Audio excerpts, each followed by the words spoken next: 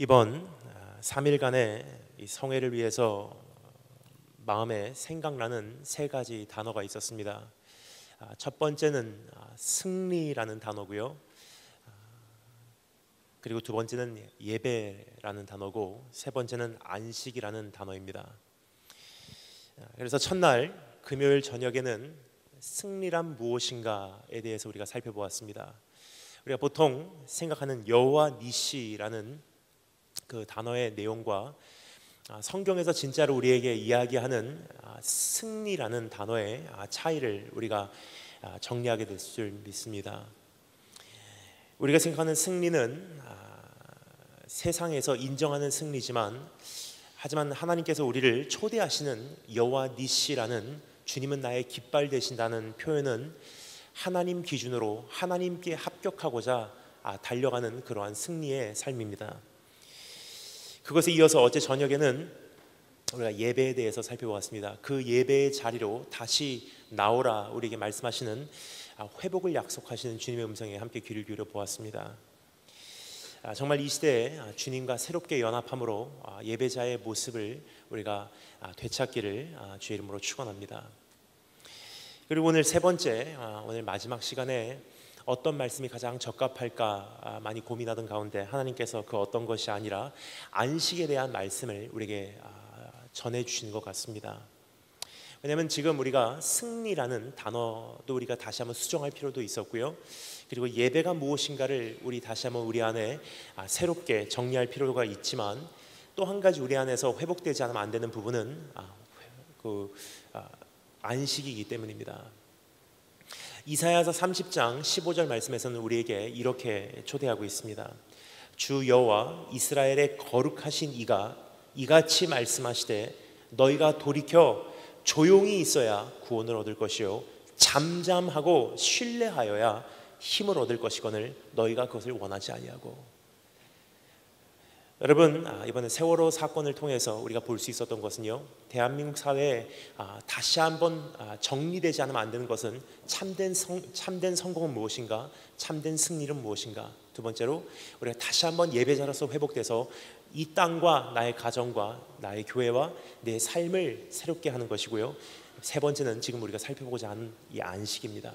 너무나 분주한 가운데, 너무나 급성장하는 가운데 우리가 참된 능력을 상실하지 않았나 생각이 됩니다.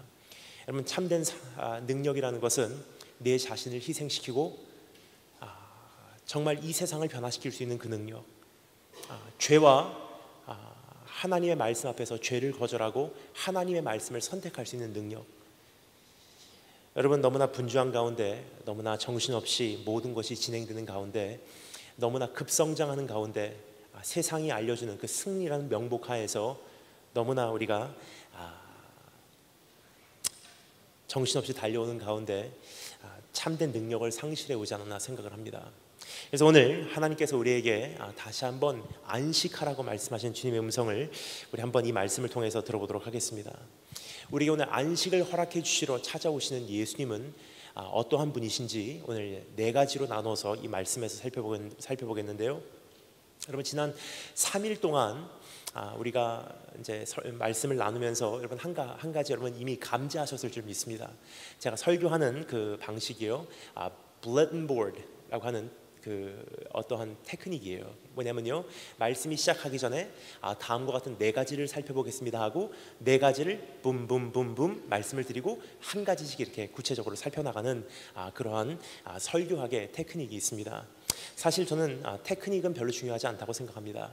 하지만 여러분의 그 마음에 이 말씀이 조금 더 정확하게 정리가 되자면 어떻게 하는 것이 좋을까 생각을 하다가 항상 그러한 방법을 사용하고 있습니다. 하지만 오늘만큼은 그러한 방법 동원하지 않고 하나님께서 나에게 주시는 말씀을 선포되는 만큼만 내가 정말 주님 안에서 안식하는 마음으로 받아들이기 위해서 미리 말씀드리지 않겠습니다.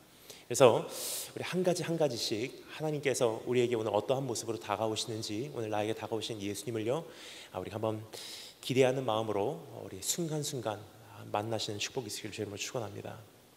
첫 번째, 우리에게 찾아오시는 예수님, 우리에게 오늘 다가오시는 예수님 어떠한 분이신지 한번 따라해 주시면 감사하겠습니다. 우리에게 오늘도 찾아오시는 예수님. 우리가 오늘 이 말씀을 통해서 우리에게 안식 주시기를 원하시는 예수님은 어떤 분이신가? 가장 첫 번째로 우리가 발견할 수 있는 것은요, 오늘도 우리에게 어김없이 찾아오시는 예수님이라는 사실입니다. 그분 안에서 우리가 안식을 얻을 수가 있다는 것입니다. 우리 한번 어떠한 설교자, 어떠한 강사의 이야기가 아니라 하나님의 말씀이 직접 그렇게 이야기하고 있는 것을 우리가 확인하고자, 또 내 가슴에 되새기고자 우리 한번 직접 읽어보도록 하겠습니다. 1절부터 6절 말씀을 통해서 우리에게 오늘도 찾아오시는 예수님을요, 우리가 한번 직접 읽어봄으로 만나보도록 하겠습니다. 다 같이 한 목소리로 1절부터 6절 말씀 함께 읽도록 하겠습니다. 여러분, 펼치신 말씀은요, 오늘 말씀 다 마칠 때까지 덮지 마시고 우리 성경 말씀 우리 함께 살펴보도록 하겠습니다. 1절부터 6절 다 같이 한 목소리로 읽겠습니다. 시작.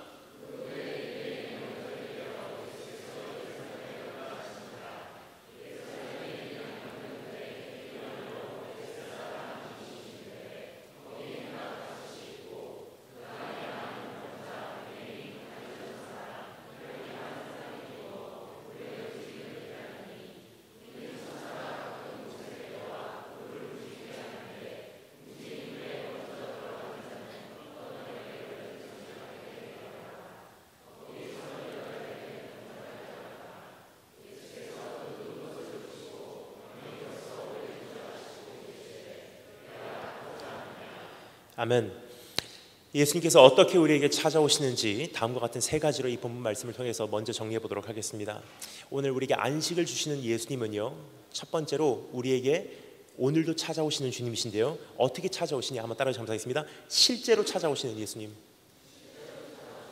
오늘 나에게 찾아오시는 그분은요, 어떤 맹목적으로 찾아오시는 분이 아니라, 어떤 이상적으로 찾아오시는 분이 아니라 실질적으로 나의 삶 속에 찾아오시는 분이라는 사실입니다. 여러분, 이 베데스다라는 그러한 장소에서 오늘 이 말씀의 사건이 펼쳐지는 것을 우리가 볼 수가 있습니다. 이 베데스다의 위치에 대해서 성경은 명확하게 이렇게 기록하고 있습니다. 예루살렘 그 성읍에 문이 여러 개가 예루살렘 성읍을 이렇게 둘러싸고 있는데요, 그 중에 양문이라는 문이 있습니다. 그 램스 게이트, 그 양문이라는 문이 있는데요, 그 양문 곁에 위치한 베데스다라는 연못이 있었다고 성경 기록하고 있습니다. 거기서 일어난 사건을 오늘 여기서 기록하고 있는 내용을 우리가 접하고 있습니다. 근데 이 베데스다의 유적을 찾지 못한다는 이유로 19세기까지는요 수많은 학자들 사이에 많은 논란이 있었음을 우리가 보게 됩니다. 역사학자들이 결론을 내리기로는 베데스다의 어떠한 유적도 발견하지 못하였으므로 분명히 예수님의 시대에는 그러한 연못은 존재하지 않았을 것이라고 그들은 단정지었습니다. 따라서 요한복음의 저자는 나중에 존재한 인물로서 여기에 기록된 모든 기록은 지어낸 것이 틀림이 없다고 그들은 판정하였습니다. 근데 수많은 시간이 흐르고요, 19세기 말기에 들어가서 예루살렘 양문 곁에 위치한 비잔틴 시대에 세워진 어느 교회의 지하를 발굴하던 가운데 베데스다 연못에 그 유적이 발견이 되었어요. 그 유적을 발견한 결과 깜짝 놀라운 것은요, 성경에 기록된 이 다섯 개의 행각이 그대로 남아 있다는 것입니다.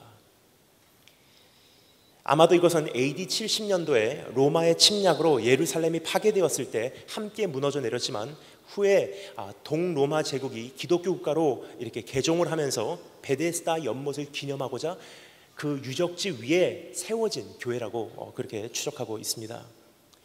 발굴해 본 결과 그 베데스다의 유적은요 성경에 나와 있는 그대로 남아 있고요, 그렇게 베데스다 연못이 실질적으로 존재했던 연못이라는 것이 증명됨으로 인해 하루아침에 이 말씀, 우리가 지금 다루고 있는 이 말씀은요 어떠한 사람이 지어낸 말씀이 아니라 실질적으로 2000년 전에 일어났던 사건이라는 것을 우리에게 증명하고 있습니다. 여기까지 말씀드리면요, 어떤 분들이 이렇게 생각하십니다. 오늘 여기서 기록된 이 말씀이, 성경 말씀이 진짜고 가짜고 무슨 상관입니까? 그냥 믿으면 되는 거지. 근데 여러분, 이것은 사실 세상 종교 같으면요 그 말이 통합니다. 불교에서도 그 말이 통하고요, 이슬람에서도 그 말이 통해요. 왜 그렇습니까? 도를 행하는 종교이기 때문에. 석가모니가 진짜건 가짜건 별로 상관이 없는 것이 불교예요. 왜 그렇습니까? 그 진리를 잘 따르면 구원을 받는다고 약속하는 것이 불교의 교리고 이슬람의 교리고 세상 종교의 교리이기 때문입니다. 하지만 여러분, 복음을 믿고 있는 우리는 조금 이야기가 달라요. 왜 그렇습니까? 예수님께서 실질적으로 이 땅에 오셨고, 실질적으로 십자가에 달리셔 죽으셨고, 실제로 그분이 죽으신 다음에 부활하셨고, 실제로 그분이 승천하셨고, 실제로 그분이 다시 오신다는 것이 아니라면 우리의 믿음은 아무런 소용이 없기 때문이에요. 즉, 우리가 믿고 있는 믿음은요, 예수님께서 대신 내가 아무리 노력해도 도저히 살아낼 수 없는 인생을 대신 살아내신 분이 계신다는 것을 증명하는 것이고, 내가 도저히 그러한 삶을 살아낼 수가 없기 때문에 내가 결국은 죽지 않으면 안 되는 그 죽음을 대신 죽어주신 그분을 믿는다는 것이 우리의 복음이에요. 여러분, 실제로 그분은 이 세상에 오셨습니다. 그리고 실제로 그분은 여러분과 저의 죄를 위해서 죽어주셨어요. 실제로 그분은 그 공로를 세우시고 그 공로로 인해 우리가 구원을 받는 것입니다. 그럼 실제로 나에게 오늘 찾아오시는 예수님을 내가 오늘 믿는다는 것은요, 그 안에서 안식할 수 있는 또 하나의 통로를 우리에게 제공해주는 그런 기회가 아닌가 생각이 됩니다. 뭐냐? 나의 노력으로 살아내는 것이 아니라, 내가 어떠한 도를 따라서 구원받는 것이 아니라, 내가 어떠한 의로운 행위로 구원받는 것이 아니라, 실질적으로 이 땅에 오셔서 나 대신 살아주시고 죽어주신 역사적인 인물을 통해서 내가 의롭다 하심을 받은 그러한 역사가 바로 복음이 우리에게 주시는 구원의 내용이기 때문입니다. 오늘 그 안에서 내 어떠한 삶의 현실을 바라보지 마시고 주님께서 세우신 공로를 바라보시며 오늘 안식을 되찾으신 여러분 되시기를 주님으로 축원합니다. 두 번째, 우리에게 오늘도 찾아오시는 예수님은 어떻게 찾아오시냐? 따라주시면 감사하겠습니다. 현장에 찾아오시는 예수님. 처음에는 실제로 찾아오시는 예수님이시고요, 두 번째는 현장에 찾아오시는 예수님이세요. 여러분, 오늘 여기서 보면요, 깜짝 놀랄 수밖에 없는 것이 한 가지 있습니다. 잘 모르고 그냥 우리가 지나칠 수 있는 내용인데요, 여러분, 그 베데스다라는 곳은요, 병자들이 모여 있는 곳이었습니다. 유대인들의 사회에서는요, 이러한 장소는 부정한 장소였었어요. 그래서 여러분, 유대인들은요, 죽은 시체 옆에도 가까이 가지 않았습니다. 왜냐? 그 죽은 시체의 부정함이 나에게까지 전염이 되기 때문에. 문둥병자들, 그들의 부정함이 나에게까지 전염이 되기 때문에 문둥병자들조차를 가까이 하지 않았다는 사실이에요. 그럼 수많은 병자들이, 수많은 그 부정한 자들이 모여 있는 것이 베데스다 연못이에요. 그 어떠한 종교인들도요, 그곳에는 갈 생각을 하지 않았다는 것입니다. 근데 놀라운 것은요, 그 당시 젊은 유대인 청년이었던 예수 그리스도라는 그분께서는요, 가장 먼저 찾으신 곳이 베데스다 연못이었다는 사실이에요. 그것은 우리의 관심은 화려하고 세련되고 깨끗한 것을 찾고 있지만 우리 주님의 관심은 어디인가를 우리에게 단면에 보여주는 그러한 말씀이 아닌가 생각이 됩니다. 오늘도 우리 주님의 관심은요, 병들고 외롭고 냄새나고 힘든 자리에 있다는 사실이에요. 여러분, 오늘 만약에 그러한 현장에 내가 있다면요, 하나님께서 정말 나 가장 가까운 곳에 있다고 여러분 확신하는 것이 가장 정확하다고 생각을 합니다. 여러분, 저는 최근에 굉장히 하나님의 뜨거운 손길을 몸소 피부로 경험을 한 적이 있습니다. 어떻게 생각해보면 지난 일이기 때문에 우스운 얘기지만 그 당시는 굉장히 심각했었어요. 제가 약 한 달 반 전에 유럽의 여정으로 약 4주간 유럽으로 가게 되었습니다. 굉장히 긴 여정이죠. 근데 파리에서 일주일을 지내고 나머지 3주는 독일에서 지내는 그런 일정이었어요. 첫 번째 파리에서 모든 일정을 마치고요, 일주일 동안의 일정을 다 마치고 아직도 3주씩이나 남은 여정을 위해서 이제 아침에 파리 동역에서 거기서 이제 기차를 타고요, 7시 6분에 출발하는 떼제베 그 고속 열차로 프랑크푸르트 독일로 이동할 준비를 하고 있었습니다. 7시 6분 출발인데요, 7시 1분에 제가 탑승을 했어요. 제가 가방을 들고 제 가방을 끌고 기차에 탑승을 해서요, 그 가방을 제 자리에다가 내려놓고 큰 짐 가방을 위에다 올려놓고 밑을 보니까 제 가방이 없어져 버린 거예요. 여러분, 제 가방이 저에게는 어떠한 그 존재인지는 여러분 좀 상상이 안 가실 것입니다. 여러분, 저는요 10년 한국, 10년 일본, 10년 미국, 그리고 10년 동안의 미국 생활을 마치고 8년 전에 선교지로 파송되면서 처음에 중국 북경에다가 집을 갖고 있었어요. 거기를 제 발판으로 삼아서 처음에 모든 사역을 시작을 했습니다. 근데 약 3년 전에, 약 3년 후에 중국 북경에서 집을 빼면서 그때부터는 온 세계가 저의 사역지로 지금 이렇게 이동하는 사역을 하고 있습니다. 그러니까 저에게는 엄밀히 말씀드리자면 집이 없습니다. 저에게는 사무실도 없습니다. 제가 있는 곳이 집이고요, 제 가방이 있는 곳이 제 사무실이에요. 제 가방 안에 무엇이 들었는지 제 가방 내용을 조금 공개하도록 하겠습니다. 좀 가볍게 갖고 다니기 위해서 그 Mac Air 노트북 들었고요, 아이패드 들었고요, 핸드폰 2개 갖고 다녀요. 하나는 한국 전용 핸드폰이고요, 아이폰입니다. 제가 이 말씀을 드리는 것은 아이폰이 정말 좋더라고요. 제가 이 말씀을 왜 드리는지 나중에 조금 더 설명드리도록 하겠습니다. 그리고 월드폰, 그것은 안드로이드예요. 왜냐, 세계 어디 가든지 심카드만 바꾸면 금방 사용 가능하기 때문에. 그리고 제 가방 안에는요, 온 세계 30개국에서 쓸 수 있는 심카드가 30여 개가 들어있어요.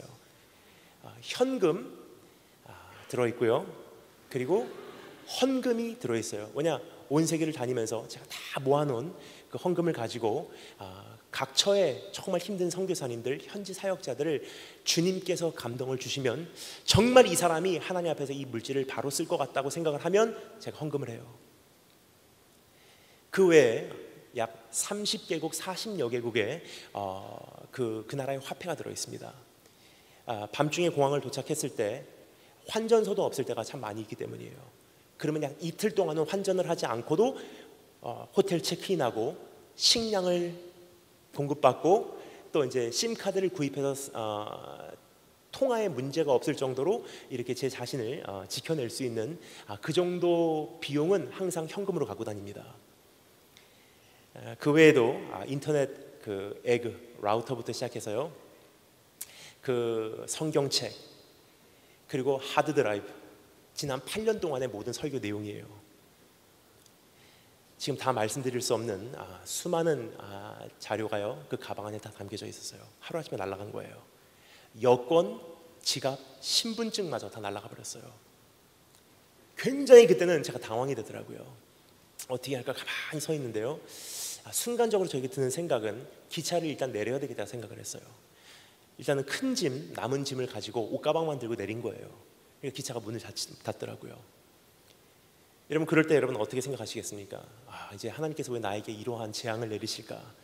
근데 참 희한하게도요, 그 순간 제 머리에 드는 생각은 무엇이냐면요, 하나님의 손길이 정말 제 삶 속에 엄밀히 다가오셨다고 느끼게 되었어요. 왜냐면요, 다 가져가신다는 것은요, 이건 사람이 아니더라고요. 진짜 옷가방 하나 남겨놓고 다 가져가셨어요. 아직도 3주간의 유럽의 여정이 남아있는데도 설교 한 편 남기지 않고요, 다 가져가셨어요. 옷가방만 들고 서 있습니다, 역 한가운데. 그러니까 너무 감사해요. 왜냐, 하나님의 손길이 저를 찾아오셨다고 생각을 하니까요, 말할 수 없는 평안이 있어요. 뭐냐면요, 하나님께서 주시는 시험은 우리가 감당할 수 있는 시험밖에 주시지 않고요, 내가 도저히 감당할 수 없을 때는요, 피할 길도 허락해 주신대요. 거기서 즉각적으로 드는 생각은 무엇이냐면요, 뭐를 하나님께서 거두어 가셨을까를 생각하기보다도 즉각적으로 드는 생각은 무엇을 남겨주셨을까 하는 생각이 들더라고요. 그때 깨닫게 되었습니다. 사실 여러분, 저는요, 포켓에다가 현금을 가지고 다니지 않습니다. 왜냐면요, 자세가 굉장히 중요하다고 생각해요. 근데 뒷포켓에다가 지갑을 넣던지 아니면 포켓에다가 동전을 갖고 다니면요, 앉았다 일어났다 앉았다 일어났다, 그것을 하루에 수십 차례 반복하면서 척추가 삐뚤어지더라고요. 그래서 모든 현금과 지갑은 제 가방 안에다가 항상 가지고 다녀요. 근데 그 전날 제가 식사 대접을 받는데 너무 감사한 어느 집사님이 계셔서 그날은 제가 식사를 대접하겠습니다 하고 100유로짜리를 제가 헐은 거예요. 그리고 햄버거를 대접하고 70유로를 제 포켓에 갖고 있었어요. 그것을 가지고 제가 그럼 70유로를 하나님께서 나에게 남겨주신 것이 깨닫게 돼요. 그럼 이 70유로를 어떻게 사용하는 것이 하나님께서 가장 지혜롭게 이것을 사용하시다고 말씀하실까 생각을 하다가 70유로를 가장 좋게 활용할 수 있는 방법이 이것을 가지고 택시를 타고 대한민국 대사관으로 가는 거더라고요. 대한민국 대사관에 가서 임시 여권을 만들게 됩니다. 근데 임시 여권을 만들기 위해서는요, 사진을 찍어야 돼요. 사진을 찍는 건 굉장히 먼 곳에 있어요. 어떻게 할까? 사실 그때 제가 그냥 갔으면요, 그날 굉장히 큰 일이 있었을 거예요. 그래서 사진 찍어 오래요. 사진 어디입니까? 저기 가면 있대요. 굉장히 먼 곳이에요. 어떻게 할까 망설이는데 뒤에서 다니엘 김 선교사님 그래요. 돌아보니까 어떤 청년이요, 어제 정말 은혜 받았습니다. 알고 보니까 그 전날 집회했던 교회의 청년이에요. 그러더니 그 청년이 목사님 여기 왜 오셨어요? 이러이러한 일이 있었습니다. 얘기하니까 그 청년이 얘기합니다. 그럼 제가 모셔다 드릴게요. 차로 픽업을 해서요, 사진 찍는 데까지 갔다 왔어요. 갔다 와서 여권을 발급받았습니다. 그리고 한국에서 영사 콜센터에 전화해서 한국에서 리얼타임으로 실시간으로 500유로를 보내면요, 인스턴트리 그냥 거기 현지에서 픽업할 수 있는 그런 시스템이 있어요. 비상시에만 허용이 됩니다. 그래서 500유로를 가지고요, 제가 전화기 대여를 해달라고 부탁을 했어요. 근데 정말 저를 도와주신 분이 최선을 다해서 알아보시더니 죄송하지만 안 된대요. 근데 저는 이제 유럽에서 많은 분들에게 연락할 수 있는 방법이 없는 거예요. 근데 갑자기 다니엘 김 선교사님 돌아보니까 어떤 분께서 집사님이신데 어제 정말 은혜 받았습니다 하시더니 이야기를 듣고 계셨던 거예요. 뒤에서 제 핸드폰 가져가세요. 500유로 핸드폰 여권 가지고 역전으로 돌아갔어요. 아침에 날려버린 그 티켓을 가지고 역에 갔습니다. 설명을 하니까 막차가 떠나더라고요. 만약에 제가 그날 사진을 걸어서 찍으러 갔다 오면요, 그날 못 탔어요. 막차를 타는데요, 돈 한 푼도 안 받고 그냥 새로운 티켓을 끊어주더라고요. 그것을 가지고 이제 너무 아침부터 배고파갖고 저녁에 그 막차를 타면서 샌드위치를 하나 사고 탔어요. 그리고 기차를 타고 가만히 보니까 놀라운 것은요, 딱 70유로예요. 기차를 타고서 프랑크푸르트 역에 도착을 했습니다. 근데 여러분, 엑스피디아 같은 걸로 호텔 예약을 해도요, 신용카드가 없으면 디포짓이 안 걸리기 때문에 신분 확인이 되지 않기 때문에 다 날아가 버렸어요. 어떻게 할까 고민을 하다가 생각이 났습니다. 저는 이렇게 다니면서 교회들이 저를 위해서 잡아준 숙소가 있습니다. 특별히 미주 집회를 가면요, 그 SPG 계열의 호텔을 굉장히 많이 잡아줍니다. SPG 아시죠? 쉐라톤, 웨스틴, 에일로프트, 엘레멘트 여러 가지 호텔이 있죠. 한 8개 브랜드 호텔이 있어요. 거기 가게 되면은 교회 쪽에서는 잘 모르시니까 제가 멤버십이기 때문에 혹시 제가 포인트 받아도 되겠습니까? 그 포인트 쌓아놓은 게 있더라고요. 그 프랑크푸르트 역 앞에 있는 그 호텔에게 전화를 했어요. 5성급 호텔이에요. 전화를 했습니다. 신분증 없고요, 신용카드 없습니다. 하지만 포인트 있습니다. 멤버입니다. 여권 새로 발급받은 거 있습니다. 이거는 보여드릴 수 있습니다. 그러니까 뭐라고 하는지 아세요? Mr. Kim, don't worry about it. 오래요. 호텔에 갔어요. 제 있는 포인트를 사용했어요. 근데 깜짝 놀랐습니다. 최하의 제일 싼 방을 줄 줄 알았는데요, 스위트 방으로, 최고 방으로 업그레이드를 해주더라고요. 정신도 몸도 푹 쉬고 그 다음날 목사님께 연락을 해서 집회 장소로 이동을 했어요. 3주 동안의 모든 설교, 걱정이죠? 여러분 걱정하지 마십시오. 머리 안에 다 들어있었어요. 처음에 제가 사역을 한 장소가 중국이기 때문에 설교는 원고상 제가 갖고 다니지만 사실 모든 설교는 제가 작성을 할 때부터 머리 안에 있습니다. 3주 동안에 약 30편 이상의 설교를 다 마치고요, 3주 일정 마치고 한국으로 돌아오게 됐어요. 약 한 달 반에 걸쳐서 모든 신분증 회복하는 게 굉장히 까다로웠어요. 근데 여러분, 저는 이 말씀을 왜 드리냐, 구체적으로 한 걸음 한 걸음, 종목 종목 하나님께서 꽉 붙들고 계시더라고요. 그래서 저는요, 약 한 달 반, 2달 전으로 돌아가서 또다시 그 기차에 타서 도둑을 맞게 되면요, 이제는 알아요, 도둑 어떻게 안 맞는지. 여러분, 빨이 1초란 말이죠. 진짜 1초입니다. 여러분 생각하는 그 가방을 지니고 있어서가 아니에요. 어떻게 그 사람들이 훔쳐가는지 한 가지 말씀드리겠습니다. 중국의 중국 사람들이 도둑질하는 거 좀 다릅니다. 중국 사람들은 지금까지 어떻게 하냐면요, 그 효자손 같은 걸로 남이 포켓에다가 이렇게 넣어갖고 지갑을 가지고, 굉장히 원식이에요 중국 사람들. 그러니까 중국 소매치기는 여러분 별로 두려워할 게 없습니다. 근데 유럽 쪽에 있는 집시들은요 정말 대단해요. 큰 가방을 갖고 다녀요. 그리고 저거다 생각하면요, 저 사람이 보는 사이에 그 가방을 갖고 다니면서 푹 찍어갖고 가면 끝이에요. 그 가방 밑에 구멍이 있어서 다른 가방을 넣으면요 그냥 들어가 버립니다. 1초에 1초. 근데 저는요, 이제는 그날 제가 이것을 만약에 알았다라면요, 도둑 안 맞을 수도 있었어요. 근데 여러분, 제가 만약에 한 달 반, 두 달 전으로 돌아가서 그 자리에 있었다면요, 전 다시 한번 선택을 할 거예요. 또 도둑을 맞는 것을 전 선택을 할 것입니다. 왜냐하면 저는 잃어버린 것보다 지금 얻은 게 더 많거든요. 특별히 가장 부족한 자리에, 정말 막연한 자리에, 정말 유럽 한가운데서 갈 곳 없는 그 자리에 가장 가까이 찾아오시는 예수님의 손길을 경험할 수가 있었습니다. 그럼 우리 오늘 주님께서도요, 우리 안에 관심을 갖고 계신 부분들은 어떤 부분이냐면요, 내가 스펙이 있는 부분, 내가 정말 자신이 있는 부분, 내가 사회에서 내놓으라는 부분에 주님 관심 없다는 사실이에요. 주님께서 내 삶을 바라보시면 가장 관심이 있으신 부분은 어떤 부분이냐?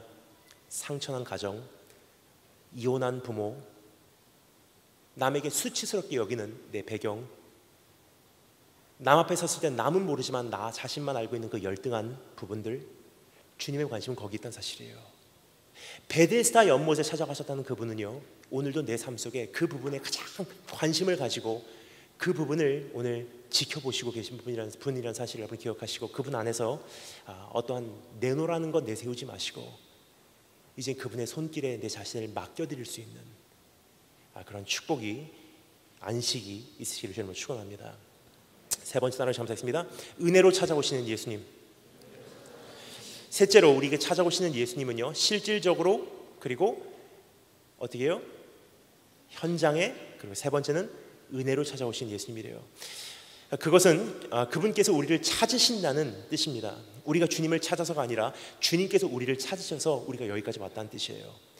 우리가 주님을 사랑하는 것이 아니라 그분께서 먼저 우리를 사랑하셨기에 내가 주님을 사랑할 수 있게 되었다는 뜻입니다. 여러분, 그 베데스다 연못에 주저앉아 있었던 그 병자가요, 예수님을 먼저 찾았습니까? 예수님을 먼저 알아보았습니까? 아니에요. 그 병자가 있는 곳에 병자가 알아보든 알아보지 못하든 찾아간 사람이 누구죠? 예수님이세요. 근데 여러분, 예수님은요, 오늘도 변함이 없습니다. 로마서 3장 10절부터 12절에서 뭐라고 말하죠? 의인은 없나니 하나도 없고 깨닫는 자도 없고 하나님을 찾는 자도 없고 모든 사람이 죄를 범하였음에 아무리 노력해도 하나님의 영광에는 이르지 못하더니, 그러나 오늘도 나를 찾아오시는 예수님 때문에 그래도 그나마 그 은혜를 깨닫고 나니 주님을 사랑하게 된다는 사실입니다. 여러분, 그것을 성경에서 뭐라고 말하고 있습니까? 요한복음 6장 44절, 나를 보내신 아버지께서 이끌지 아니하면 아무라도 내게 올 수 없으니 오는 그를 내가 마지막 날까지 다시 살리리라. 우리가 주님께 가는 것도요, 주님께서 우리를 부르셨어요. 오늘 이 자리에 와 계신 것도요, 내가 오고 싶어서가 아니라 주님께서 허락하셨기 때문이라는 사실이에요. 사도행전 16장 14절, 두아디라 성에 자주색 옷을 파는 장사를 하는, 하나님을 공경하는 루디아라 하는 한 여자가 그 말씀을 들었는데 주께서 그 마음을 열어 바울의 말을 청종하게 하신지라. 우리가 하나님의 말씀을 듣고요, 자극되고 거기에 은혜를 받는 것도 하나님께서 우리의 마음을 여시기 때문이래요. 요한일서 4장 19절, 우리가 사랑함은 그가 먼저 우리를 사랑하셨습니다. 이사야서 65장 24절, 그들이 부르기 전에 내가 응답하였고 그들이 말을 마치기 전에 내가 들을 것이며. 여러분, 이 정도 하나님이십니다. 오늘 우리의 예배가 대단해서 우리가 오늘 여기서 하나님께 의롭다 여김을 받은 것이 아니란 사실이에요. 오늘 우리가 교회를 가야지 생각하기 전에도 하나님께서 그 생각을 일으키시고 나를 이곳으로 인도하시고 이곳에 앉게 하시며 그 말씀을 받아들이게 하시고 하나님 다시 한번 바로 살아볼게요 라는 그 고백마저 하나님께서 완성시킨다는 사실입니다. 여러분, 그러면요, 우리 한 가지 반응이 있어요. 이젠 그분 안에서 안심하시기 바랍니다. 여러분, 나의 연약함 하나님의 은혜에 비교해서는요 정말 아무것도 아니고요, 나의 죄악 하나님의 은혜에 비교해서는 이건 아무것도 아니라는 사실이에요. 우리 주의 사랑 안에서 오늘 안식하시는 축복이 있으기를 주님으로 축원합니다. 두 번째, 따라해 주시겠습니다. 궁극적인 해결책이신 예수님. 오늘도 찾아오시는 예수님뿐만이 아니라 궁극적인 해결책으로 나에게 오시는 예수님을요 직접 한번 만나보도록 하겠습니다. 7절부터 9절 말씀 한 목소리로 읽겠습니다. 지금 읽으신 본문 말씀 7절부터 9절 말씀 다 같이 한 목소리로 우리가 읽겠습니다. 시작.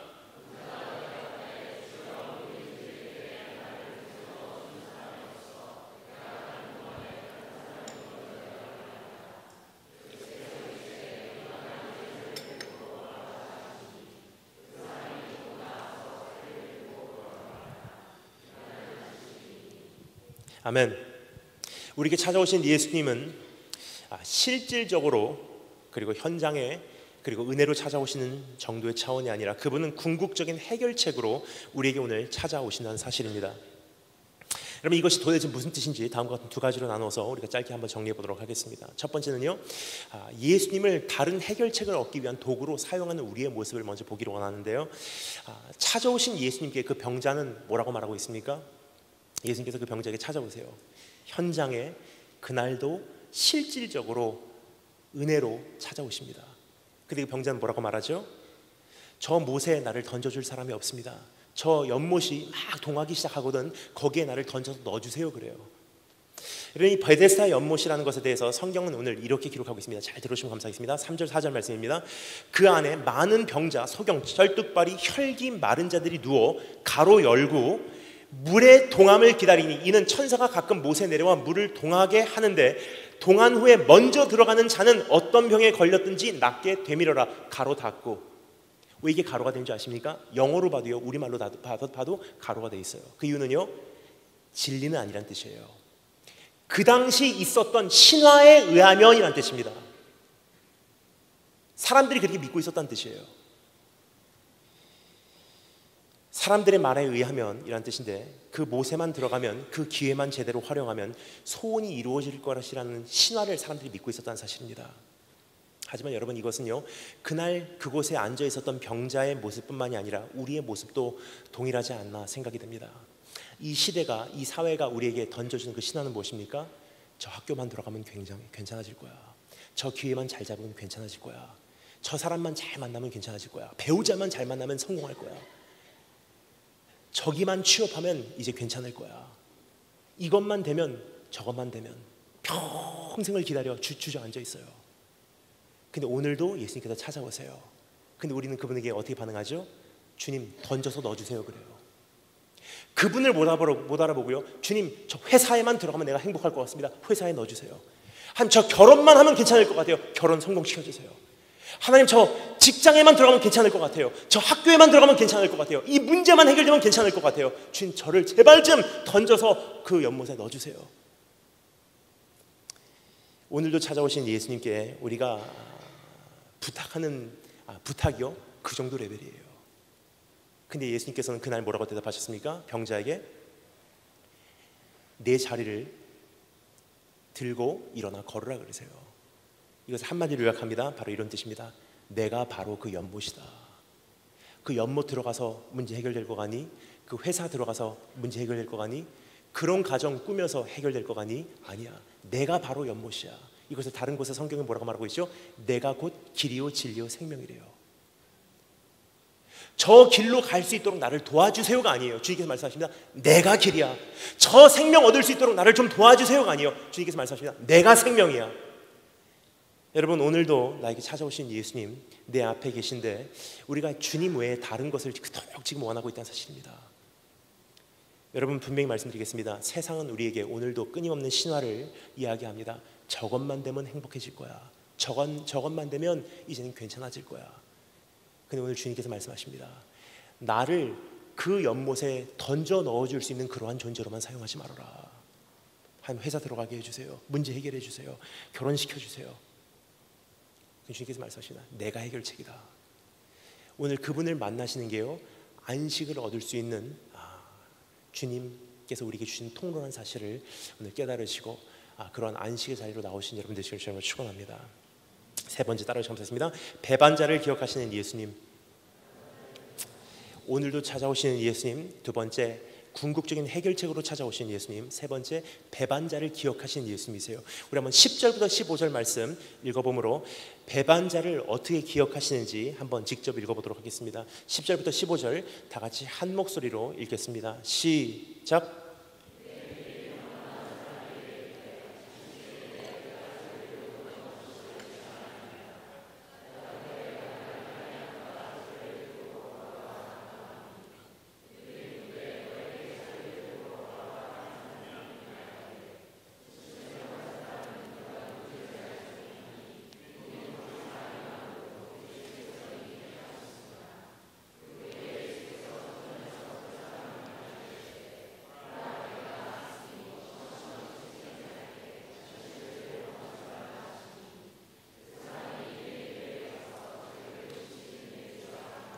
아멘.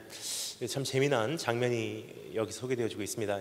유대인들의 안식일 율법 가운데 안식일에는 절대로 노동을 해서는 안 되기에 무언가를 이렇게 들어서 운반하는 것이 허용되지 않았다는 것입니다. 하지만 이렇게 엄격하게 진행되는 그 율법을요, 여기서 오늘 소개되어지고 있는 이 안진뱅이는 어긴 셈이 되었다는 것입니다. 그래서 그는 그 사람들에게 책망을 받기 시작해요. 사람들이 그를 고소하기 시작한 것입니다. 지금이라면 유대인들은 지금도 굉장히 엄격하게 그 안식일을 지키고요, 그 절기들을 지키고 있죠. 여러분 이스라엘 많이 다니시는데요, 꼭 한번 꼭 가셔야 되는 절기가 있습니다. 제가 권해드리고 싶은 절기는요, 무교절 때 꼭 한번 가보시면 좋겠고요, 유월절 끼고서 한번 가보시면 좋겠고요, 그리고 대속죄일 때 한번 여러분 꼭 가시면 좋을 것 같아요. 흔히들 많이 갈 때 가시면요, 그냥 성지 순례밖에 못 하십니다.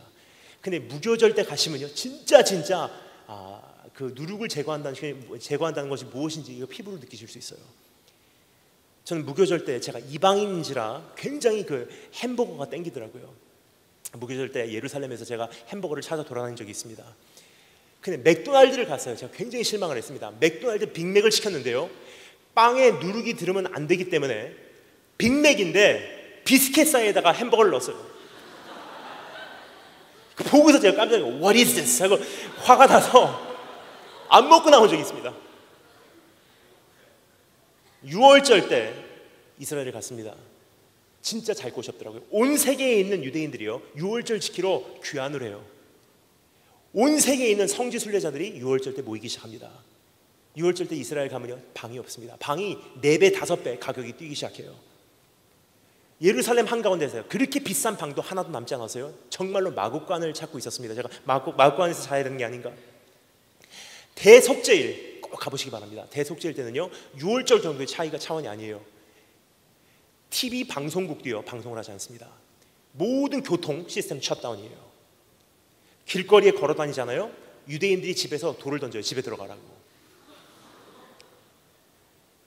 지금까지도요, 수천 년이 지난 지금까지도 이렇게까지 엄격하게 이것을 준행하고 있는 유대인들이에요. 하물며 그 당시는 어떻겠습니까? 절대로 안식일에는 들어서 안 되는 몇 가지가 있어요. 근데 이 사람이 이것을 들고 운반을 하기 시작합니다. 사람들이 그를 심각하게 고소를 하기 시작합니다. 근데 그 안진뱅이의 나음을 입은 그 병자의 반응은 무엇입니까? 내가 아니라 다른 사람이 시켰어예요. 저 사람이 나보고 들어서 이것을 가지고 가라고 했습니다. 내가 아닙니다라는 거예요. 여러분, 근데 그것은요, 그 병자의 반응뿐만이 아니라 오늘 우리의 반응도 똑같은 사실이에요. 응답받을 때는 좋아요. 근데 조금 부작용이 있으면요, 하나님 왜 그러셨습니까? 하나님 왜 나에게 이렇게 하셨습니까? 하나님 나를 버리시지 않는다고 말씀하시지 않습니까? 하나님 한번 계시면 나타나 주세요. 하나님 왜 침묵하십니까? 여러분, 참 하나님의 뜻은 헤아릴 수가 없다고 생각합니다. 여러분, 저를 보면요, 어떻게 생각하십니까? 좀 헤비메탈 좋아하고 아니면 무슨 락앤롤 같은 거 좋아한다고 생각하시는 분들 계시지만, 제가 정말 좋아하는 제 정서에 이렇게 바탕에 깔려 있는 좋아하는 노래, 그 음악 두 가지 장르가 있습니다. 첫 번째 장르는 여러분 상상을 못 하실 거예요. 첫 번째 장르는 트로트를 좋아하고요, 두 번째 장르는 미국의 컨트리송을 굉장히 좋아합니다. 왜냐, 제가 사관학교 나온 그 지역이 미국의 Southern America, 그 남부였기 때문에 굉장히 그 컨트리송이 많이 있었어요. 여러분, 컨트리송 굉장히 싫어하시는 분들 싫어하시지만 가사가 정말 좋은 노래들이 있다는 사실이에요. 그 중에 제가 한 노래를 소개해드리도록 하겠습니다. The Unanswered Prayer, 응답되지 않은 기도들이라는 노래가 있어요. 그 가사가 어떠냐면요, 제가 노래는 부르지 않겠습니다. 제가 가사를 번역해 드리겠습니다. 어떤 사람이요, 어렸을 때 기도를 했다고 합니다. 하나님, 저 여자친구의 마음을 바꿔서 저 여자친구가 나를 좋아하도록 만들어주세요. 밤마다 기도해요. 저 여자친구만 내 삶 속에 허락해 주신다면 제가 뭐든지 하겠습니다. 하나님, 저 여자친구가 나의 사람이 된다면 나는 하나님께서 시키신 대로 다 하겠습니다. 얼마나 밤새도록 많이 기도했는지. 근데 하나님께서 응답하시지 않았대요. 수많은 시간이 지나고 고등학교 동창회 때 이제 나이가 많이 들어서 아내하고 그 학교를 간 거예요. 오랜만에 온 내 고향, 오랜만에 찾아간 그 고등학교에서 사랑하는 아내와 함께 길을 걸어가는데 저기 멀리서부터 보이는 그 모습은 누구의 모습이냐? 자기가 한때 그토록 기도했던 그 여자친구의 모습이 보이는 거예요. 그 순간 그 여자를 보고 자기 아내를 보고 여자를 보고 아내를 보면서 고백을 합니다.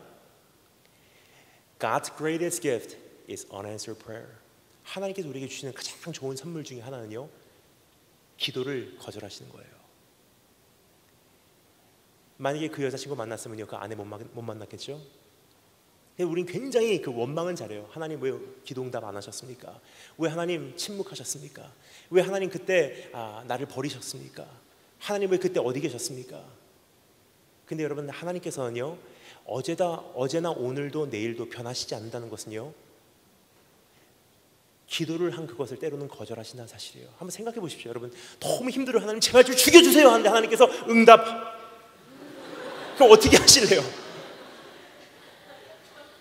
하나님께서 우리의 기도를 응답 안 하시는 것이 얼마나 감사한지 모르겠어요. 그런데 놀라운 것은요, 오늘 여기서 스토리는 끝나지 않습니다. 얼마 후 예수님께서 다시 그 병자, 나음을 받은 그 사람을 찾아오신다는 사실이에요. 참 굉장히 친밀하신 예수님이세요. 그 사람이 내가 아니에요, 저 사람이 시켰어요. 그 사람이 누군지 모르겠어요 했는데 예수님께서 나중에 그 사람을 다시 찾아가세요. 그리고 그 사람에게 말합니다. 더 심한 일이 있지 않도록 이젠 죄를 짓지 말아라. 나중에 그 사람이 알게 돼요. 그 사람이 예수인 것을. 그럼 여러분 어떻게 하겠습니까? 주님 감사합니다. 너무 감사합니다. 주님의 은혜를 잊지 않겠습니다. 해야지. 당연하죠. 이 사람의 반응은 무엇입니까? 다시 종교인들에게 돌아가요. 그리고 뭐라고 말합니까? 이름 알아냈어요. 예수래요. 예수. 굉장히 비겁한 사람이에요. 자기 자신을 지키기 위해서라면요, 응답받은 자기 자신을 고쳐주신 예수 그리스도마저 고발할 수 있는 그러한 존재라는 사실이에요. 그래서 성경 기록하지 않습니다. 주님께서 너 그럴 수가 있냐 하고 그 병든 자, 그 고침을 받은 모습을 다시 거두어 가시고 다시 병을 허락해 주셨다. 성경 기록하지 않아요. 왜 그렇습니까? 여러분, 성경을 보잖아요. 하나님께서 역사하시고 하나님께서 통해서 일하신 사람들을 보면요, 사실상 이러한 병자와 같이 굉장히 비겁한 사람들이었고 대단한 사람들이 아니었어요. 예를 들까요? 우리 다 살펴볼 수는 없지만 몇 명의 예를 들도록 하겠습니다. 아브라함, 대단한 사람 같죠? 하지만 여러분 기억하십니까? 하나님께서 주신 약속을 믿지 못하고 끝까지 기다리지 못해서 역사의 비극을 일으킨 장본인이에요. 이삭, 대단한 것 같죠? 아니에요.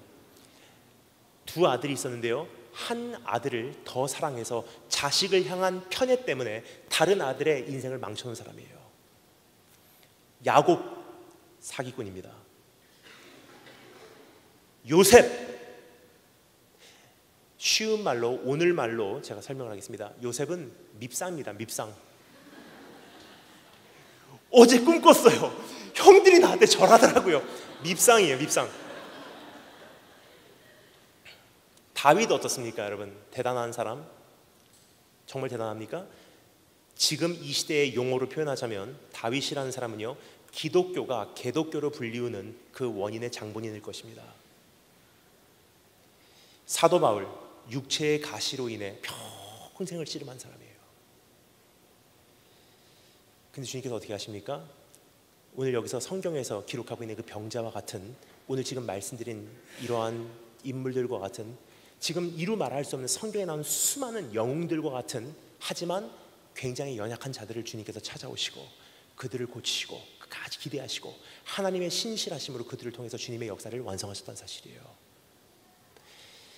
그것은 우리에게 한 가지를 말합니다. 하나님은 은혜의 하나님이라는 사실이에요. 그리고 배반자를 찾으신 하나님. 여러분, 그렇다면요, 오늘 내 모습이 하나님 앞에서 별로 그렇게 중요하지 않다는 사실이에요. 사도 바울 예만 들어도요, 하나님께서 어디에 관심을 가지고 계신가를 우리가 조금 알 수 있어요. 여러분, 하나님의 정말 주된 관심이 어디 있을까요? 완전한 거룩한 생활을 완성하고 하나님 관계 없이 사는 삶을 하나님께서 원하실까요? 아니면 죄인인데도 불구하고 가슴을 치면서 하나님 저를 용서해 주세요, 매일매일 다시 한번 하나님 앞에 매달릴 수밖에 없는 삶을 하나님께서 원하실까요? 어느 쪽일까요? 사도 바울이요, 육체의 가시를 놓고서 3번 기도했대요. 근데 우리는 그 육체의 가시에 대해서 이렇게 생각합니다. 사도 바울이 눈병이 있었겠구나, 혹은 간질병이 있었겠구나. 여러분 정말로 사도 바울이요 지금 이 시대에 살고 있다면요 아마 이렇게 얘기할 거예요. 나 눈병 억울하다, 나 간질병 억울하다. 제 생각에는 사도 바울이 정말로 여기서 말하고 있는 육체의 가시라는 것은요 눈병도 아니고 간질병도 아니었었어요. 있었어도 이상하진 않습니다. 하지만 육체의 가시라는 것은요 적어도 그런 뜻은 아니었어요. 왜 그러냐, 성경에 보면요 육체라는 단어를 표현하기 위해서 두 가지 가능성이 있는 그 헬라어 단어가 있어요. 하나는 소마라는 단어하고요, 하나는 sarx라는 단어예요. 소마라는 것은 뭐냐면요 육신을 말합니다. 손, 발, 머리, 귀, 입, 코, 소마, 육신이에요. 그리고 sarx라는 단어는요 우리의 원죄가 스며들어 있는 혈육을 말해요. 육체. 그리고 육체에 정욕할 때는 sarx라는 단어를 사용합니다. 펄펄 끓고 있는 이 정욕, 그것이 sarx라는 단어예요. 사도 바울이요 내 육체의 가시를 위해서 3번 기도했다고 말하죠. 하나님이 눈병 좀 거두어가 주세요, 눈병 좀 거두어가 주세요. 이게 소마라는 단어를 사용했다면요 가능할 거예요. 근데 사도 바울이 무슨 단어 사용했는지 아십니까? 소마라는 단어를 사용하지 않습니다. sarx의 육체의 정욕을 위한 가시를 놓고 3번 기도했대요. 그럼 사도 바울이 겪고 있었던 문제는요 어떠한 육신적인 문제가 아니었다는 사실입니다. 내 안에 있는 펄펄 끓는 이 혈육의 정욕의 문제였다는 사실이에요. 그 문제가 뭔지는 모르겠습니다. 성경이 기록하지 않습니다. 저와 여러분의 덕을 세우기 위해. 왜냐하면 다 알아버리면 정말 힘들거든요. 사도 바울이 어떤 문제인지 모르겠지만 뭐 이런 문제일 수도 있습니다. 나를 핍박한 사람들을 향한 분노, 정말 자기를 힘들게 한 배반한 그 동역자들을 향한 그 미움, 혹은 굉장히 그 성적으로 타락한 지중해 그 지역 그 당시에 어떤 문화로 인한 끊임없는 그 정욕과 유혹. 제 생각에는요 3번째가 아닌가 생각이 돼요. 개인적으로는 정확하지는 않습니다. 제 개인적이에요. 왜 그러냐면요 한번 생각해 보십시오. 여러분 사도 바울이 결혼했습니까 안 했습니까? 결혼했어요. 여러분 안 했다고 생각하십니까? 이스라엘 가면요 한눈에 볼 수 있어요. 유대인 중에 유대인이고 바리새인 중에 바리새인이고 랍비 중에 랍비가 되기 위해서는요 13살 때 결혼시켜버립니다. 목사 안수 줄 때 결혼하라고 권면하죠. 유대인들 더 엄격합니다. 왜냐, 생육하고 번식하는 것이 이 다윗 왕국을 완성시키기 위한 소명이기 때문에 한 사람의 유대인이 진짜 유대인으로 인정받기 위해서는요 결혼을 하지 않으면 안 된다는 목적, 그 사명이 있었어요. 그럼 사도 바울은요 아마 13살 때 결혼을 해도 이상하지 않은 존재예요.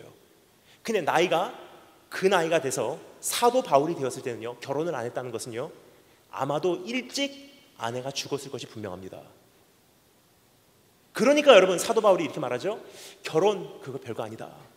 하지만 정말로 네가 그 정욕으로 인해서 쓰러질 것 같으면 결혼해라. 여러분 이것이 결혼한 사람의 말입니까? 결혼 안 해본 사람의 말입니까? 만약에 결혼을 한 번도 해보지 않은 다니엘 김 선교사가요 여러분에게 여러분 그 결혼 별거 없습니다, 그냥 결혼하지 마십시오, 너나 해보고 얘기해라 라고 얘기했죠. 추측컨대 거의 확실한 것은 사도 바울은 결혼을 해본 적이 있어요. 근데 아내가 아마 일찍 죽었을 거예요. 왜냐, 그 당시만 해도 굉장히 큰 비율의 그 여인들이 일찍 죽었거든요. 한번 해본 결혼이기 때문에 이제 하나님께 소명을 받고 그 길을 달려가는데 이제는 하기 싫다는 거예요. 내 남은 경주를 마치기 위해서는 내 생명도 조금도 귀한 것으로 여기지 아니하노라. 근데 그 홀로 된 그 몸이요 지중해 성적으로 완전히 타락한 그 지역을 계속 이동하면서 얼마나 힘들었을까 한번 생각을 해보십시오. 하나님 앞에 나와서 기도합니다. 하나님, 나 사도 아닙니까? 또 넘어졌어요. 사람들이 알면 이거 큰일 납니다. 나 이러한 어두움이 있습니다. 복음을 외치고 내가 나중에 탈락될까 봐 두렵습니다. 나 오늘 또 쓰러졌어요. 또 넘어졌어요. 하나님, 나 정말 수치스럽습니다. 이 죄 어떻게 하면 좋습니까? 3번 기도했대요. 여러분 3번이라는 것은 완전수예요. 끊임없이 기도했다는 뜻이에요. 근데 하나님께서 주시는 답은 무엇입니까? 내 은혜가 내게 족하다. 네가 그것으로 인해서 자만하지 않고 정말 하나님 앞에 난 죄인입니다. 죄인입니다. 나 좀 붙들어 주세요. 하나님께서 그런 너 같은 죄인도 내가 사랑하노라. 그 복음을 네가 깨닫고 다시 한번 깨진 심령으로 이 경주 마침내 다 끝까지 달려내고 언젠가는 마지막 소명 다 하고 마지막 숨을 내쉬고 주님 나라 갔을 때 주님께서 너의 거룩함을 완성시키시리니 그날까지 너로 하여금 달려가게 하는 그 은혜를 네 원동력 삼는 그것, 내 은혜가 내게 족하다. 여러분, 오늘 그런 예수님이 우리에게 오늘 찾아오신다는 것입니다. 그분을 정말 안 닮으면요, 나의 연약함도 나의 부족함도 나의 죄성도 주님 앞에는 장애물이 될 수 없다는 사실이에요. 오늘 그 안에서 안식을 누리신 여러분 되실 줄 축원합니다. 마지막 네 번째 따라 전파하겠습니다. 안식일의 주인공이신 예수님. 마지막으로 16절부터 18절 말씀 다 같이 한 목소리로 읽겠습니다. 16절부터 18절 다 같이 한 목소리로 읽겠습니다. 시작.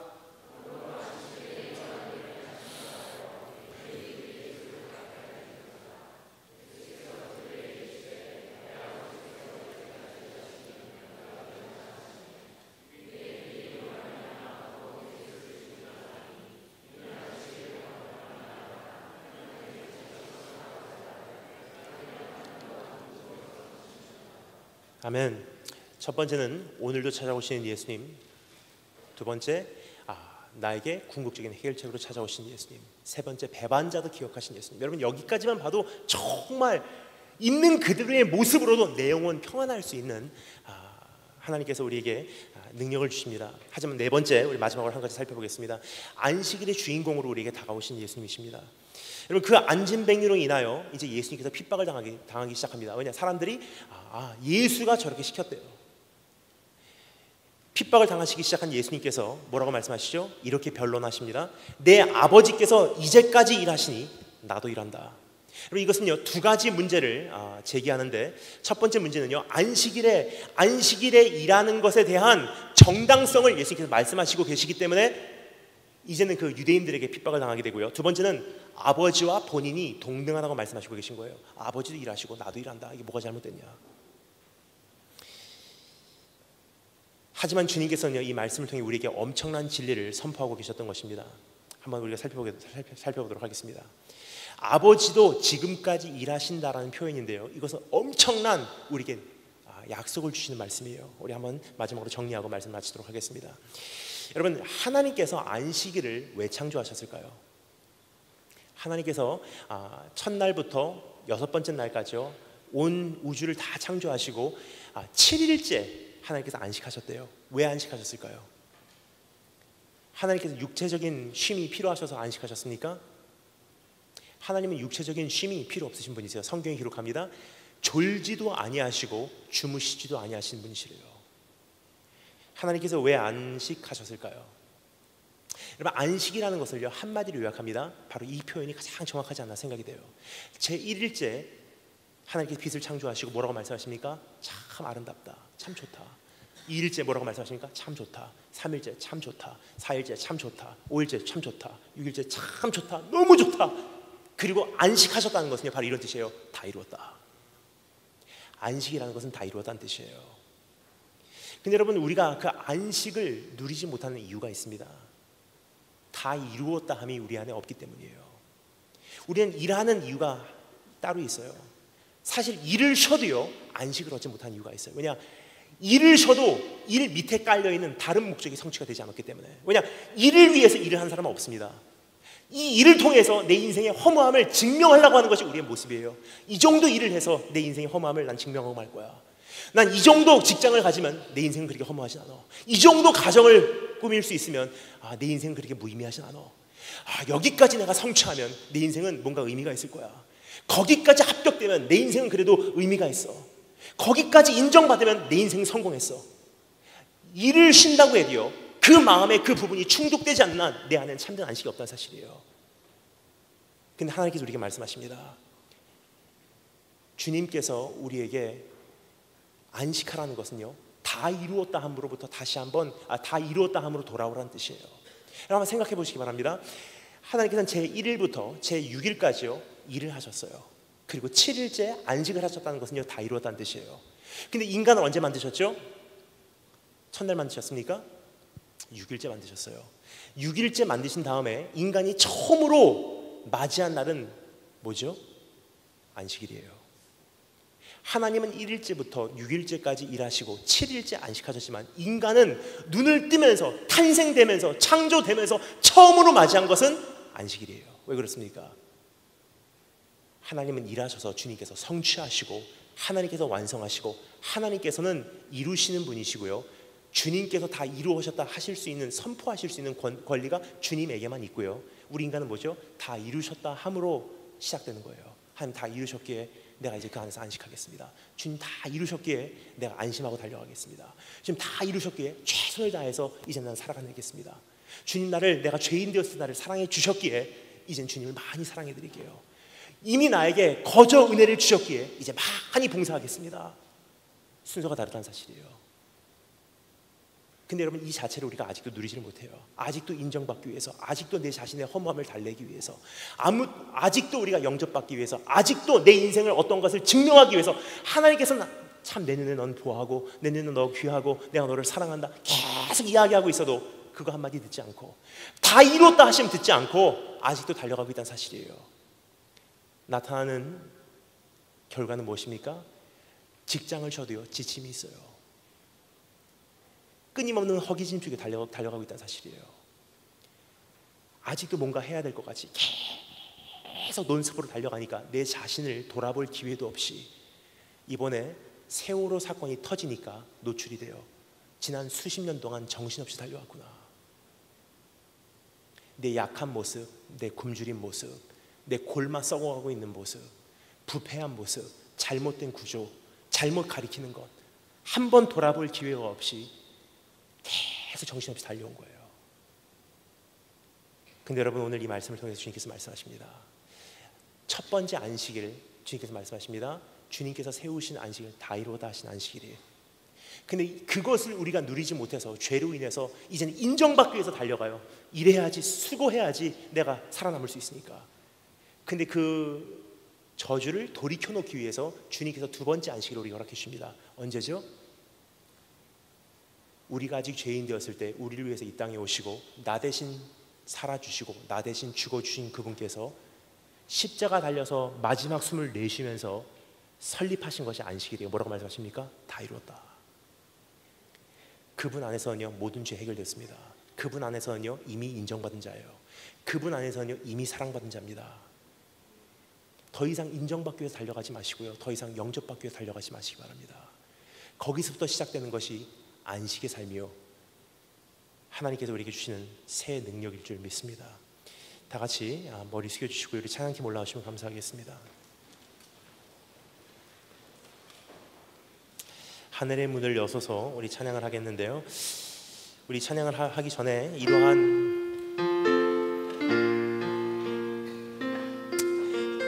찬양을 하기 전에 이러한 마음으로 우리 한번 내 마음을 정돈해 주시면 감사하겠습니다. 조금만 줄여주시면 감사하겠습니다. 제가 제일 처음에 말씀드렸죠. 이사야서 30장 15절 말씀입니다. 주 여호와 이스라엘의 거룩하신 이가 이같이 말씀하시되 너희가 돌이켜 조용히 있어야 구원을 얻을 것이요 잠잠하고 하나님을 신뢰하여야 힘을 얻을 것이거늘. 너희가 원하지 아니하고.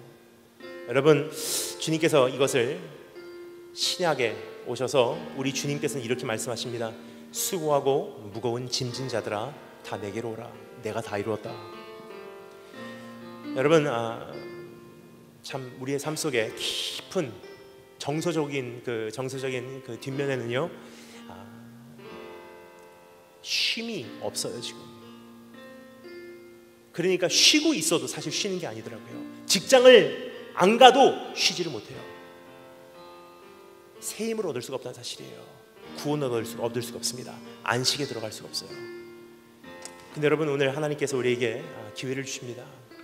그래서 우리가 이 찬양을 부를 때 이러한 결단의 찬양을 불렀으면 좋겠습니다. 하나님, 하늘의 문을 여시고 우리를 주목하시고 다시 한번 하나님 앞에서 무너진 기초 다시 쌓려고 하는 우리들의 모습 귀하게 여기시고, 잘못 구성이 된 세상에서 성공한다는 것이 무엇인가라는 그 정리 내 안에서 재건하시고,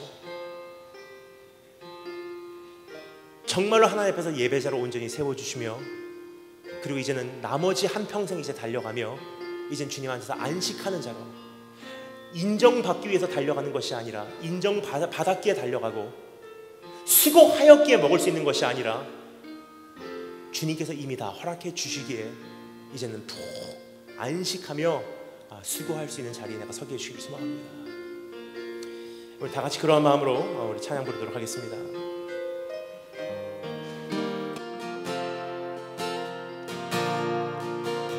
하늘의 문을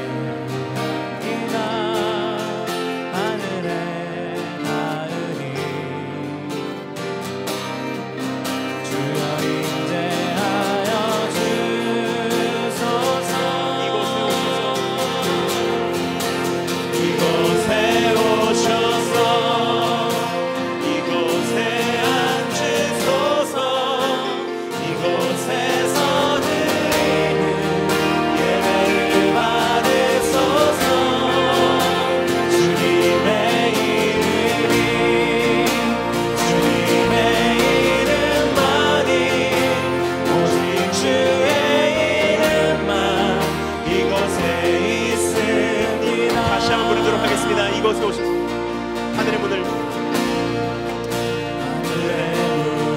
여소서 이곳을 주목하소서 내가 멈추지 않으니 하늘을 열고 오소서 이곳에 임재하소서 주님을 기다립니다. 기도의 향기가 하늘에 닿으니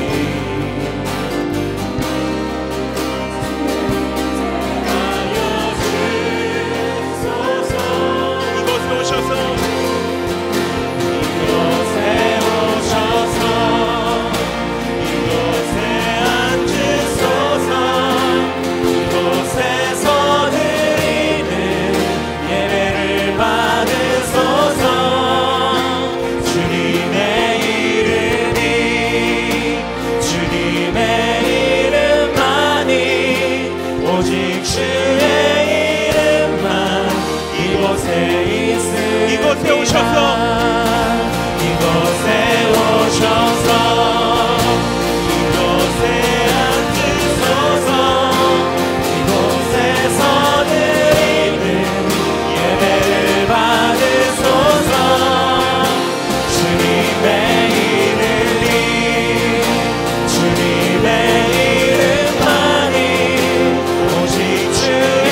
이름만 이곳에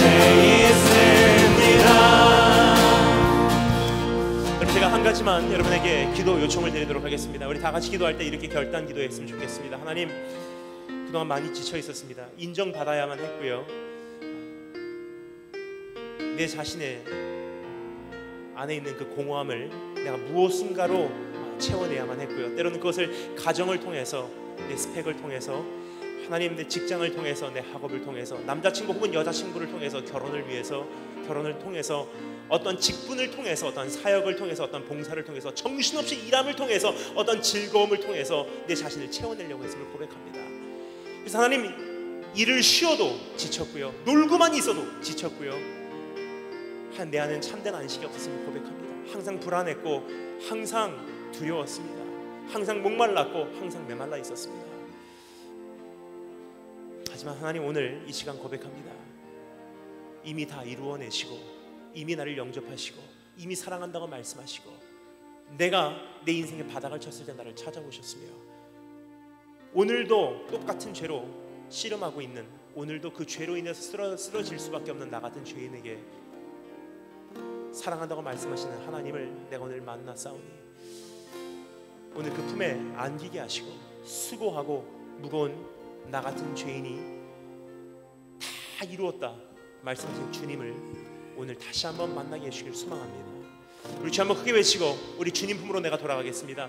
주님만이 내 삶 속에 존재하기를 소망합니다. 우리 다 같이 기도하도록 하겠습니다. 기도합니다. 주여!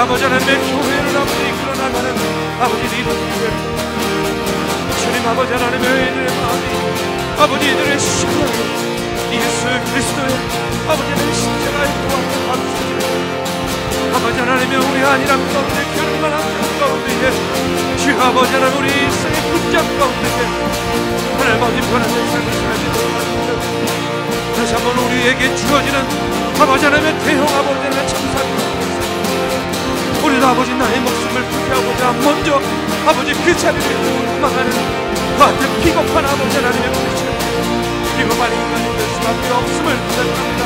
주여 아버지 하나님의 우리가 주님의 말씀 가운데 주님의 십자가 두 앞에 온전히 서서 받으시게 주여 인도하여 주시옵소서. 그리하여서 하나님 아버지 하나님 우리가 주여 아버지 하나님의 참으로 세상에 기뻐 소문의 역할을 다한다는 것을 주 하나님 아버지의 입술의 고백만이 되지 않게 하여 주시고 우리 아버지의 삶의 고백이 되게 하여 주시고 오늘 이 시간 아니 지금부터 다시 한번 우리의 게으르고 나태하고 안일하고 무지하고 주여 아버지 하나님의 작업을 주시라는 것들 우리의 믿음의 생활 우리의 신앙을 돌아보며 아버지 하나님의 하나 고쳐나가고 수정해 나가는 귀한 믿음의 청년들이 되게 주님 인도하여 주시옵소서. 우리가 바른 것을 보아서 아버지 하나님만을 바라며 주여 인도하여 주시고 십자가의 그만을 바라보며 나아가는 주님 하나님 아버지 인도하여 주시옵소서. 하나님 아버지 믿음의 선배들 믿음의 선배들 자라나는 세대를 위하여 기도하게 해주시고 자라나는 세대들 아버지 믿음의 아버지 선배들의 지혜와 능력과 아버지 하나님의 신앙의 아버지 유산을 돌려받아서 주님 아버지 하나님 우리가 아버지 하나님의 우리가 아버지 하나님의 이 땅의 주역이 되었습니다. 이 교회의 아버지 하나님의 의뢰가 되었습니다. 주님 아버지 하나님 우리가 하나님의 온전히 해가는 신뢰를 귀한 믿음의 주님을 되고 주님 아버지 하나님이 인도하여 주십니다.